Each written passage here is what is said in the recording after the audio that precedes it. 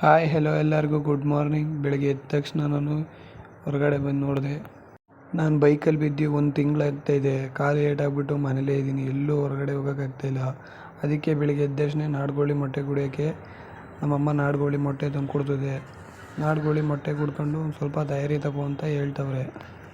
ನಾಡ್ಕೋಳಿ ಮೊಟ್ಟೆ ನಾನು ಒಂದು ಸಲನೂ ಕುಡ್ದೇ ಇರಲಿಲ್ಲ, ಫಸ್ಟ್ ಟೈಮ್ ಕುಡಿತಾಯಿದ್ದೆ.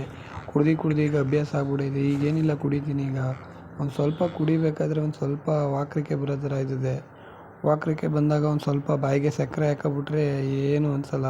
ಹಾಸಿಗೆಯಲ್ಲಿ ಹಾಕ್ಬಿಟ್ಟು ನನ್ನ ಮಂಚದ ಮೇಲೆ ಕುಣ್ಸೋಳ ನಮ್ಮವ್ವ ನೋಡಿ. ಇದನ್ನೆಲ್ಲ ಕಣ್ಣಿಂದ ನೋಡಿ ಕಂಗಾಲ ಆಗ್ಬಿಟ್ಟಿದೀನಿ. ಅಲ್ಲಿ ಹೆಂಗೆ ಬೈತಾರೆ ನೋಡಿ ನಂಗೆ. ಈಚೆಗೆ ಕೂಲ್ ಡೌನ್ ಪದ್ಮ ಆಯ್ತು. ಇದ್ರೆ ಶೂಟ್ ಮಾಡಿ ಸಾಯಿಸ್ಬಿಡ್ತೀನಿ. ಇರಿಟೇಷನ್ ಕಣ್ರಿ, ಕಳ್ಸಿ ಆಚೆ. ಇದು ಆಕ್ಚುಲಿ ಚೆನ್ನಾಗಿ. ನಾಷ್ಟಕ್ಕೆ ನಮ್ಮಮ್ಮ ದೋಸೆ ತಲೆ ಸಾಂಬಾರು ಮಾಡಿಕೊಟ್ಟಿದ್ರು. ಹಾಗೆ ಸಂಜೆ ಎದ್ಬಿಟ್ಟು ಸ್ನಾನ ಮಾಡು ಅಂದರು. ನಮ್ಮಮ್ಮ ಹೋಗಿ ಸ್ನಾನ ಮಾಡ್ಕೊಂಡು ಫ್ರೆಶ್ ಅಪ್ ಆಗಿ ರೆಡಿಯಾಗಿ ಹಣೆಗೆ ಕುಂಕುಮ ಎಲ್ಲ ಇಕ್ಕೊಂಡು ಒಂದು ಸ್ವಲ್ಪ ಸ್ಮೈಲ್ ಕೊಟ್ಕೊಂಡು ನಿಂತ್ಕೊಂಡೆ.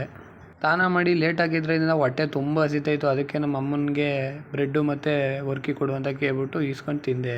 ಹೊಟ್ಟೆ ಹಸಿ ತಾಳೋಕ್ಕಾಗಲಿಲ್ಲ, ಅದಕ್ಕೆ ದೋಸೆ ಹಾಕ್ಕೊಟ್ರು ನಮ್ಮಮ್ಮ. ದೋಸೆ ತಲೆ ಸಾಂಬಾರು ಹಾಕಿಸ್ಕೊಂಡು ತಿಂದ್ಬಿಟ್ಟು ಹಂಗೆ ಮಲ್ಕೊಳ್ಳೋಣ ಅಂತ ಬಂದೆ ಈ ಮನೆಗೆ. ನಮ್ಮ ಶಿವಣ್ಣನ ಫಿಲಮ್ ಹಾಕಿದ್ರು ಜೋಗಯ್ಯ. ಇನ್ನೇನು ಮನೇಲಿ ಕೂತು ಏನೂ ಕೆಲಸ ಇಲ್ವಲ್ಲ, ಅದನ್ನಾರು ನೋಡೋದ ಅನ್ಕೊಂಡು ನೋಡ್ಕೊಂಡು ಕುಂತಿದ್ದೆ. ಇವತ್ತಿನ ವ್ಲಾಗ್ ಇಷ್ಟೇ. ಪ್ಲೀಸ್ ಸಪೋರ್ಟ್ ಮಾಡಿ, ಫಾಲೋ ಮಾಡಿ. ಇಷ್ಟ ಆಗಿದರೆ ಲೈಕ್ ಮಾಡಿ.